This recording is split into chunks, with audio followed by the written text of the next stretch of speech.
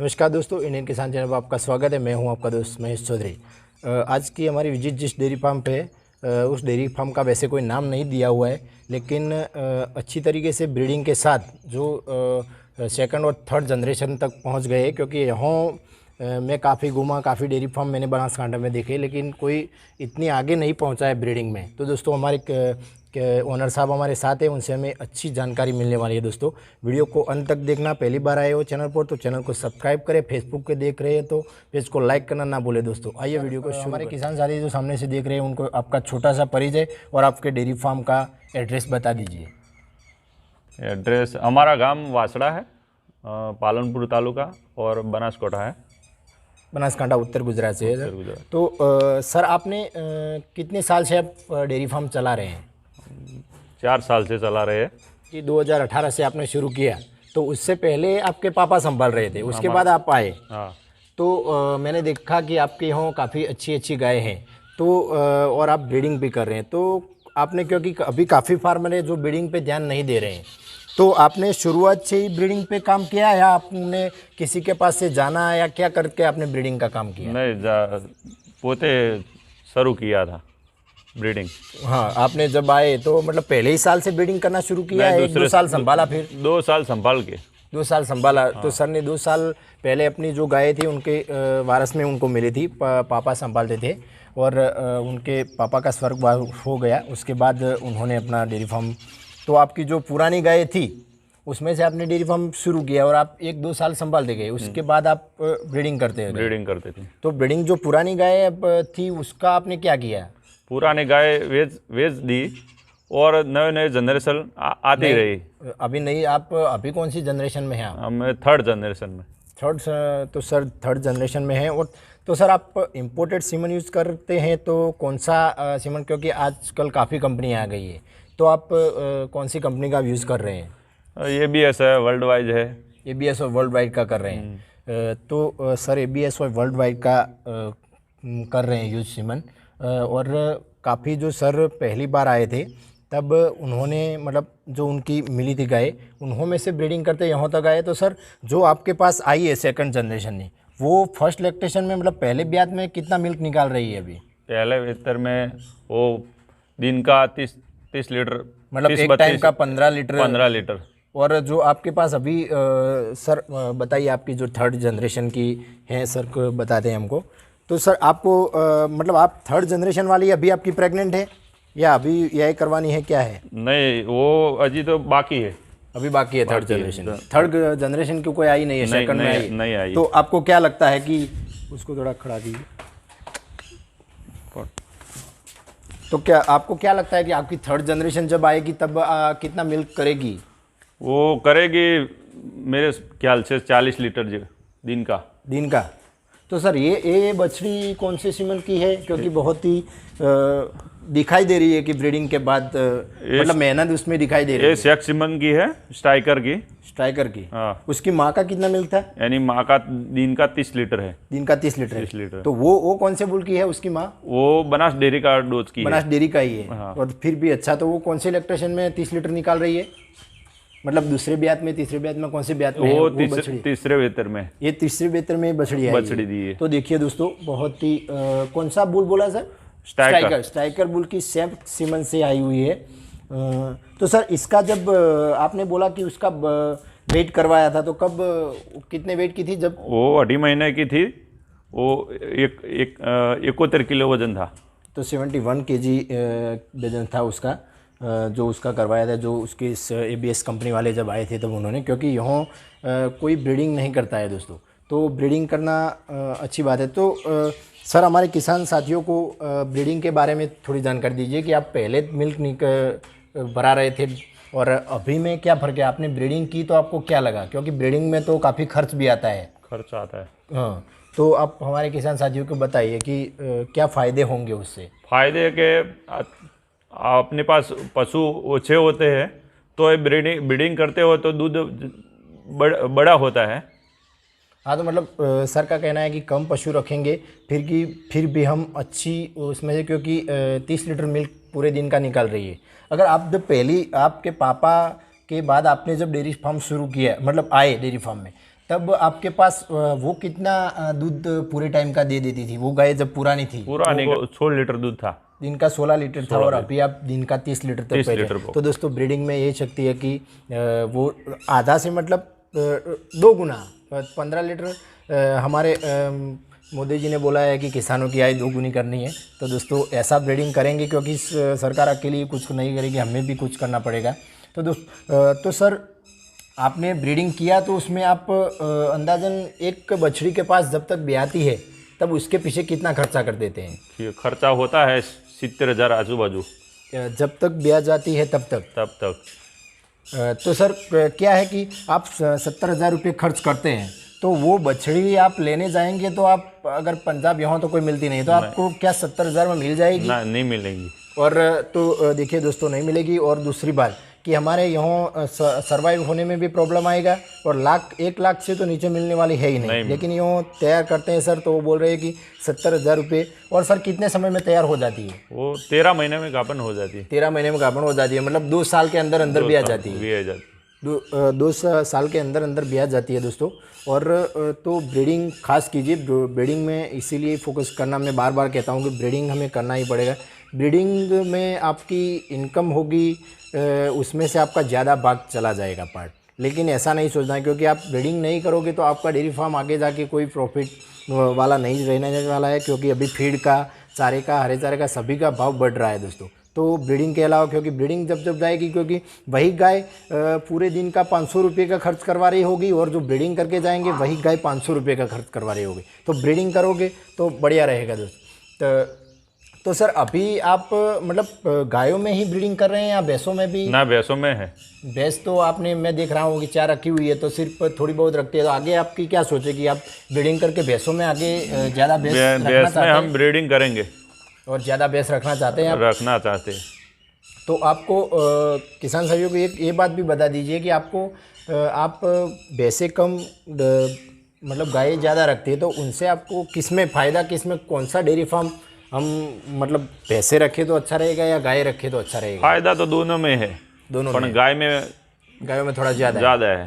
तो पशु मतलब भैंसे रखने में थोड़ी दिक्कत आती है, वो चली जाना वैसा। तो देखिए दोस्तों ये सर कौन से बुल की है? ये दारा की है, ABS दारा की। ये लक्ष्मी डेयरी फार्म का जो दारा बुल है उसकी। सर इसकी माँ का कितना मिल्क था? ये जो माँ का दिन का 16 लीटर। तो ये कितने महीने की हुई है? वो 14 महीने की है। 14 महीने की। तो सर मैं काफ़ी जगह पे गया, मैंने एक डेयरी फार्म पे देखा जो बहुत ही अच्छी मिल्क भी दे रहे हैं और वो ब्रीडिंग में भी फोकस दे रहे हैं, लेकिन उन्होंने ओपन एरिया नहीं रखा हुआ है। आपने जो खुला छोड़ रखा है पशुओं को तो वो बांध के रखते थे और काफ़ी किसान साथी है जो बांध के अभी भी रखते हैं। आप हमारे बनासकांठे की बात करें तो काफ़ी मतलब 8 डेयरी फार्म, 10 डेयरी फार्मों को मैं मिलूँगा तो उसमें से 6-7 तो बांध कर रखते हैं। तो आपने खुला रखा है, इसका क्या फ़ायदा है? फ़ायदा है कि रिपीट नहीं होती है।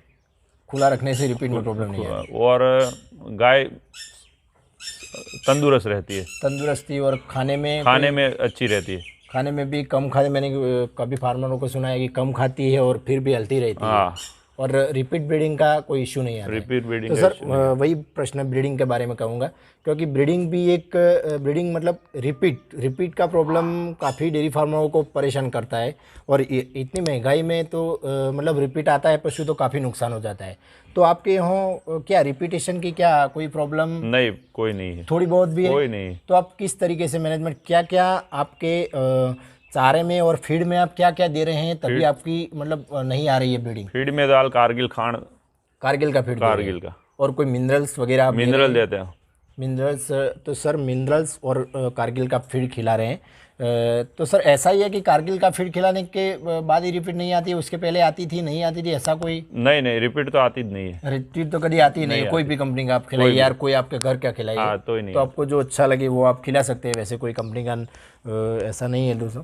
तो सर आप मिनरल मिक्सचर जो दे रहे हैं तो पूरे पशु को एक दिन का मतलब पूरे टाइम का किस तरीके से देते हैं? क्योंकि बछिया को भी देते होंगे और जो मिल्क में है उस काऊ को भी देते होंगे। मिल्क में है उसको 100 ग्राम देते हो पूरे दिन का? पूरे दिन दोनों टाइम का मतलब 50 सुबह 50 शाम को। और बच्चियों का 25 ग्राम, मतलब पूरे दिन का 25 ग्राम पूरे दिन का। तो सर और जो आप बछिया तैयार कर रहे हैं तो उसको किस तरीके से क्या क्या उसका डाइट प्लान हमें बताइए कि उसको कितना फीड जाता है, कितना मतलब चारा जाता है, क्या जाता है वो पूरे दिन का। फीड तो अलग अलग देते हैं, बच्चा दान देते हैं और 3 महीने के बाद ईपर देते हैं। पहले मतलब जब आप ब्याती है तब मिल्क पहले थोड़ा बहुत मतलब क्या कि मिल्क पिला देते हैं या उसको बाथिंग करा देते हैं? नहीं, पिला देते हैं, सीधा पिला देते पिला हैं। देते हैं। तो कितना पिलाते हैं? पिला लेता है वो, जितना उतना पूरा पीता मतलब है। उसकी मर्जी? हाँ, पूरे दिन का? पूरे मतलब दिन का पूरा दिन का फिर भी कितना 6-7 लीटर सुबह शाम दोनों मिला के पी लेती हो? 6 लीटर। 6 लीटर पी लेती है। और तब से आप फीड शुरू करते हैं और कितने महीने फीड तो 6-7 दिन के बाद शुरू कर देते हैं? शुरू कर जितना देते खाना है उतना? नहीं खाती है पर मूल रखते हैं ना आगे, थोड़ा थोड़ा रखते हैं। तो दोस्तों देखिए, फीड हम शुरुआत से देना है 6-7 दिन के बाद, लेकिन वो जब तक थोड़ा बहुत खाएगी और फिर तो बच्चियाँ तैयार करनी है तो अच्छी तरीके से शुरुआत से ब्रीडिंग के साथ, और ब्रीडिंग अच्छी होगी तो उसको खिलाना भी अच्छा पड़ेगा दोस्तों। तो वो उसको हरा चारा देते हैं आप? नहीं, हरा चारा नहीं देते। हरा चारा टाइम तक हरा चारा नहीं? 3 महीने बाद। 3 महीने बाद हरा चारा देना चाहिए बच्चिया को, उसके बाद नहीं। बच्चा दूध देते हैं और बच्चा दान देते हैं। दान और दूध मतलब पानी पिलाना चाहिए उसको? पानी तो पीती हो तो पिलाना चाहिए। पानी तो उसकी मर्जी, उसकी मर्जी, कुछ लिमिटेशन वाली है? हाँ, जितना चाहिए उतना पिएगी। तो दोस्तों आप देखिए कि आपने वीडियो में भी आप देख रहे हैं कि अच्छी गाय, अभी थोड़ा दोपहर का टाइम है तो गाय बैठी हुई है दोस्तों, लेकिन अच्छा ब्रीडिंग के साथ पशुपालन कर रहे हैं। और उनका तो सर आप अभी, क्योंकि अभी फीड महंगा है, चारा महंगा है और पानी की भी दिक्कत है, तो अभी आपका डेयरी फार्म किस तरीके से चल रहा है? कि आप प्रॉफिट में हैं, लॉस में हैं, या किस तरीके से? लॉस में तो नहीं है और चलता है, मतलब गायों का चल जाता है और हमारा चल जाता है, गायों का चल जाता है। और मुगवारी है हाल। हाँ, मुगवारी के कारण, क्योंकि फीड का काफ़ी है। हाँ, तो 35 रुपये केजी फीड चलता है। तो सर आप सूखा चारा देते हैं? वो सूखा चारा मतलब पूरे साल का एक बार ही ला देते हैं या बार बार लाते रहते हैं? ना, नहीं, बार बार सीजन बार लाते हैं। सीजन जब होती है तब? कोई भी सीजन होती है हम लाते हैं। हाँ हाँ। तो अभी आपके पास कितने पशु हैं छोटे बड़े मिला के? 25 है। 25 है। उसमें से आपकी कितनी गाय मिल्किंग में चल रही है? मिल्किंग में हाल चल रही है 6 गाय। 6 गाय में से पूरे दिन का कितना? पूरे दिन का 120 लीटर दूध है। और जब मिल्किंग में होती है तो मतलब पूरी गाय जब आ जाती है तो कितना दूध हो जाता है? आ जाती है तो 200 लीटर दूध हो जाता है। सुबह शाम 200 लीटर हो जाता है। तो आपने पिछले साल पूरे साल का कितना मिल्क भरवाया है? पूरे दूसरे साल भराया था 18 लाख के दूध। 18 लाख का दूध। और वो इतने पशु में से? नहीं, उतने पशु थे। उतने ही पशु थे। तो आप अभी तो ब्रीडिंग कर रहे हैं और अच्छी आपकी 3rd जनरेशन भी आने वाली है, तो आप आगे जाएंगे तो मतलब उससे 18 से मतलब 25-30 तक चले जाएंगे। आपका क्या टारगेट है कि उसमें से 20 या 25 पशु ही रखने हैं, या पशु कम रखने हैं और दूध बढ़िया भराने हैं? दूध ज़्यादा भराना है? ज़्यादा भराना है। डेयरी फार्म मतलब आपका क्या सोच है कि कितना मिल्क पूरे दिन का? पूरे दिन का 300 लीटर की गणती है हमारी। हाँ, पर कम पशु के लिए, कम पशु कम और दूध ज़्यादा भराना है ब्रीडिंग में। सर की सोच आप देखिए, क्योंकि इसीलिए ब्रीडिंग कर रहे हैं। ब्रीडिंग में काफ़ी खर्चा आता है दोस्तों। सर बता रहे हैं कि काफ़ी जब गाय मिल्किंग में होती है तभी प्रॉफिट में चलता है, जब नहीं होती है और ज़्यादा, अभी 60 लीटर सुबह शाम 120 लीटर हो रहा है, फिर भी सरभर चलता रहता है। और थोड़ा बहुत सर का जो गर्मी के दिन में कम चलता है। गर्मी में दिन में कम चलता है, और जब सर्दी होती है तभी डेयरी फार्म प्रॉफिट में हटता है। तो उसमें से पूरा साल मतलब हमारा पूरे साल का चल जाता है। पूरे साल का जब होता है तो ये देखिए कि ब्रीडिंग करेंगे तो खर्चा तो आएगा दोस्तों, लेकिन एक बात है कि ब्रीडिंग एक बार हो जाएगी और हम 3rd जनरेशन 4th जनरेशन में जब पहुंच जाएंगे तो हमारे, आपने सर ब्रीडिंग करके कोई गाय बेची है या नहीं ब्रीडिंग करके अभी तक कोई गाय बेची नहीं है? लेकिन सर की ये बात कि मैं जब वो 3rd जनरेशन में आएंगे तभी वो 1st और 2nd जनरेशन वाली गाय बेच देंगे, क्योंकि 3rd के बच्चे जब आने शुरू होंगे तभी, तो भी उनकी गाय 80,000 से 1 लाख के नीचे कोई बिकने वाली है नहीं, क्योंकि उन्होंने 70,000 जो खर्च किया है सर से आपने सुना दोस्त, तो 1 लाख से नीचे तो बिकने वाली है नहीं। तो तब से गाय बिकेगी, उसके भी पैसे आने शुरू हो जाएंगे कि जो ब्रीडिंग किया है उसका फ़ायदा तब दिखेगा, क्योंकि तब भी प्रॉफिट में अगर नहीं चल रहा होगा डेयरी फार्म तो भी आप गाय बेच के भी मतलब 6-7 बेचेंगे तो 6-7 लाख रुपये आपको आराम से मिल जाएंगे दोस्तों। तो ब्रीडिंग करनी ही चाहिए दोस्तों। और तो सर हमारे किसान साथियों को बताइए जो नया है और जो पुराने रख रहे हैं उनको डेयरी फार्म शुरू करना चाहिए या नहीं करना चाहिए, और शुरू किस तरीके से करना चाहिए, कि पहले से ही ब्रीडिंग पे ख्याल रखें या थोड़ा बहुत रख के नहीं, पशु दो रखिए और ब्रीडिंग करिए, ब्रीडिंग से स्टार्ट ब्रीडिंग से स्टार्ट करिए, तभी आपका डेयरी फार्म मतलब तभी प्रॉफिट में जाएंगे। तो सर आपका एक मोबाइल नंबर भी हमारे किसान साथियों को दे दीजिए, क्योंकि आप मैं यहाँ काफ़ी घुमाऊँ लेकिन आपके जैसा ब्रीडिंग में कोई काम नहीं कर रहा है, तो ब्रीडिंग में अगर कोई आपसे जानकारी लेना चाहिए तो आपका मोबाइल नंबर एक दे दीजिए। मोबाइल नंबर है 74 98 60 81 80।